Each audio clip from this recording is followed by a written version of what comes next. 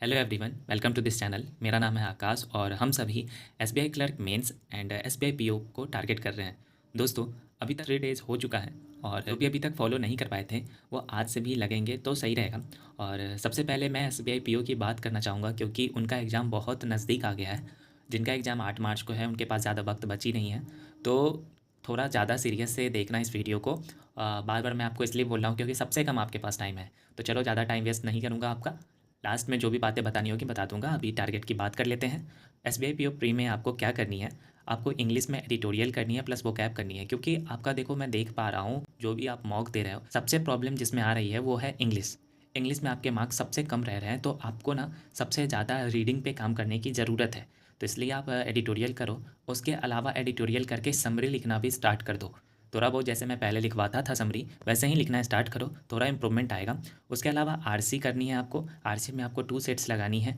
Main आपका RC ही आपको marks बढ़ाएंगे। और अगर 2-3 मॉक आप दे रहे हो, अगर सेक्शनल भी दे रहे हो, तो थोड़ा टाइम बचाओ आरसी के लिए। आप 4-5-6 मिनट निकाल कर तब आरसी पे जा रहे हो तो आपको उसमें मार्क्स नहीं आएंगे, क्योंकि पीओ में 40 मार्क्स के होते हैं, जिसमें अभी आप 24 से 25 ही अटेम्प्ट कर पा रहे होगे। उसमें भी आपके 8.5 नंबर, 10 नंबर, 15 नंबर। इससे क्या होने वाला है, जब तक आपके 30+ अटेम्प्ट्स नहीं होंगे तब तक आपके मार्क्स 22-24 तक नहीं जाएंगे। ये बात समझो। उसके लिए आपको स्पीड करनी होगी रीडिंग में, और प्लस आपको अंडरस्टैंडिंग भी आनी चाहिए कि आप जो पढ़ रहे हो वो बार बार आपको रिपीट करके नहीं पढ़ना पड़े। तो इसके लिए आपको आरसी पे कमांड अच्छी खासी करनी होगी।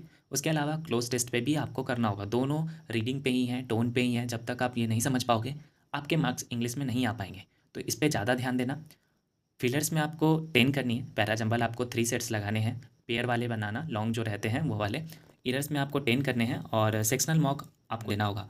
और जो भी अभी तक सेक्शनल मॉक दिए हो ना इंग्लिश का, उसके अच्छे से एक नोट्स बना लो और उसमें देखो कि क्या गलतियाँ रही है पिछले मॉक में, मुझे नेक्स्ट मॉक में क्या करनी चाहिए। हम लोग बार बार मॉक लगाते तो हैं, हम लोग देख भी लेते हैं एनालिसिस कि हमारी क्या गलती रही। सिली मिस्टेक्स इतनी ज़्यादा बढ़ गई है कि लगता है कि सिली मिस्टेक से ही हमारी है, लेकिन वो हैबिट बन चुकी है। तो वो सिली मिस्टेक्स कहाँ ज़्यादा हो रही है उसको देखो, नोट करो और आगे के मॉक में अच्छा परफॉर्म करो। ठीक है। क्वांट की बात करूँ तो क्वांट में आपको स्पीड मैथ्स करनी है, जिसमें आपको 40 क्वेश्चंस लगाने हैं। आप देख लेना आपका सबसे स्ट्रॉन्ग किस में है स्पीड मैथ्स में भी, कि आपका सिंप्लीफिकेशन या अप्रॉक्सीमेशन है या क्वाड्रेटिक इक्वेशन। उसके अकॉर्डिंग ही ज़्यादा क्वेश्चन उसके लगाना, लेकिन सबके लगाने हैं। Simplification, approximation, number series and quadratic equation मिलाकर लगा देना। डीआई में आपको 3 सेट्स करने हैं, जिसमें आपको पाई प्लस टेबलर जो रहते हैं वो, और एक टेबलर अलग से जो मिसिंग डीआई होते हैं वो करनी है।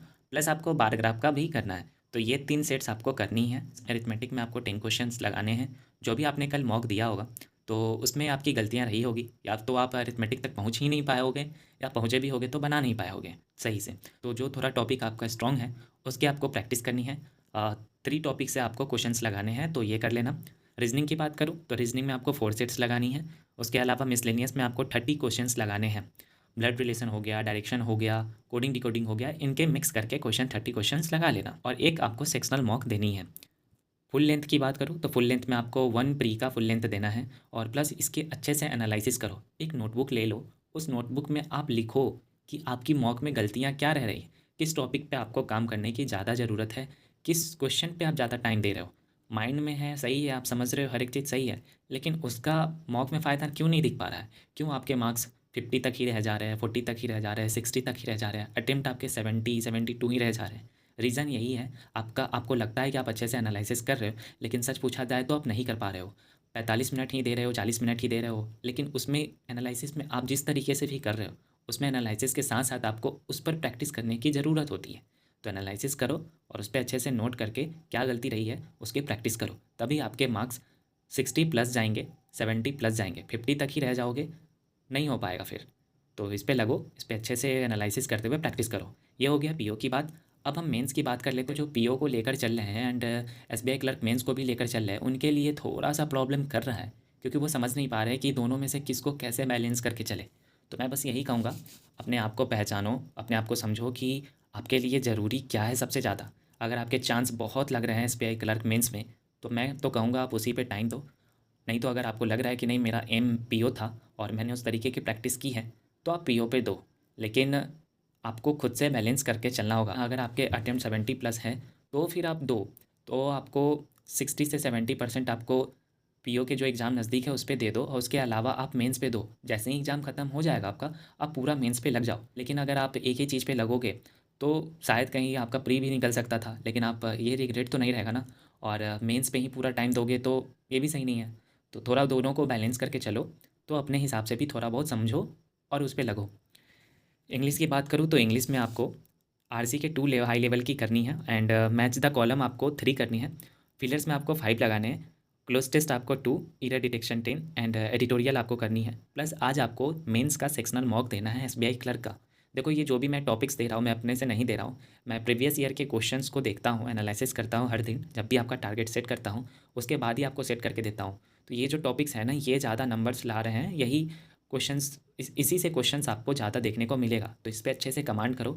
अभी जिस चीज़ का मॉक बोलूँ ना सेक्शनल, सिर्फ उसी का लगाना, खुद से मत लगाना। अभी आपको प्रैक्टिस की ज़रूरत है। मॉक लगाओगे नंबर कम आएगा, डिमोटिवेट हो जाओगे, कुछ करने का मन नहीं करेगा। तो इसलिए कम मॉक लगाना अभी। नेक्स्ट वीक से हम लोग मॉक लगाएंगे। अभी सिर्फ इंग्लिश का एक मॉक लगा लेना। क्वांट की बात करूँ तो क्वांट में आपको स्पीड मैथ्स करनी है, जिसमें क्वाड्रेटिक इक्वेशन 3 दिन हमने सीखा है, तो आज उसकी प्रैक्टिस करेंगे। और उसके अलावा क्वांटिटी बेस्ड आपको क्वेश्चंस की प्रैक्टिस करनी है। 3 तो लगा ही लेना। और अरिथमेटिक में आपको 10 से 15 क्वेश्चंस आपको लगाने हैं, जिसमें time and work, time and distance हो गया, प्रोबेबिलिटी हो गया, boat and stream and number system, इन सब के क्वेश्चन ज़्यादा आते हैं, तो इन सब की प्रैक्टिस कर लेना। और अगर नहीं किए हो तो यूट्यूब से आशीष अरोरा सर के वीडियो मेंस का क्लास करते हुए कर लेना। डीआई में आपको 3 करनी है। पाई चार्ट का ही आज प्रैक्टिस करो, जिसमें मिक्स थोड़ा कर लेना, एक इजी रहे, मॉडरेट रहे और एक हाई, जिसमें आपको वेरिएबल्स प्लस परसेंटेज वाले भी क्वेश्चंस रहे। रीजनिंग में आपको पजल करनी है, जिसमें आपको 3 से 4 सेट्स लगाने हैं। Month based, blood relation based and year based इसमें होने चाहिए। मिसलेनियस में आपको कोडेड इनइक्वालिटीज़ आज अगर नहीं सीखे हो तो सीख लेना और उसकी प्रैक्टिस करना। 3 क्वेश्चंस लगा लेना। इनपुट आउटपुट तो सीख ही रहे हो और इसके भी क्वेश्चंस लगा लेना, 3 क्वेश्चंस। लॉजिकल रीजनिंग में आपको एजम्पशन, इन्फ्रेंस, कॉज इफेक्ट वाले क्वेश्चन आज आपको प्रैक्टिस करनी है। ये आप पे डिपेंड करता है, आप इसमें जितना भी लगा सको। और करंट अफेयर्स की बात करूँ तो जनवरी मंथ आपको कंप्लीट करनी है। कल हमने स्टडी आईक्यू का 300 क्वेश्चंस का क्विज़ भी कर लिया, तो थोड़ा बहुत माइंड में वो होगा।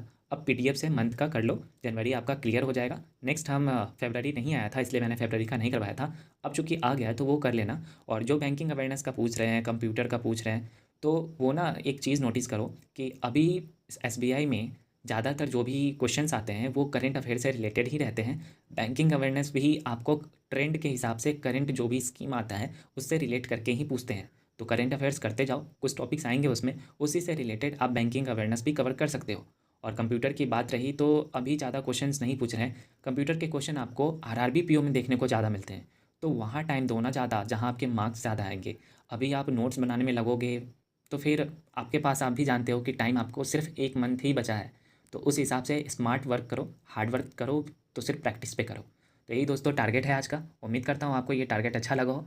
और अगर टारगेट सही है तो कमेंट कर देना कि टारगेट एक्सेप्टेड कर रहे हो और लग रहे हो। टेलीग्राम ग्रुप को भी हमारा ज्वाइन कर लेना, उसमें सारा मेंस का मैं मटेरियल प्रोवाइड कर दूंगा। जो भी आपको पीडीएफ चाहिए, जो भी, मैं सारा का सारा प्रोवाइड कर दूंगा। एंड क्विज़ भी होती है, बहुत कुछ ऐसा होता है। आप चाहो तो मेरे से बात कर सकते हो वहाँ, डिस्कशन, जो भी आपको प्रॉब्लम है अपने रिलेटेड, मेंस करना चाहिए या प्री करना चाहिए। तो चलो टारगेट पे लगते हैं।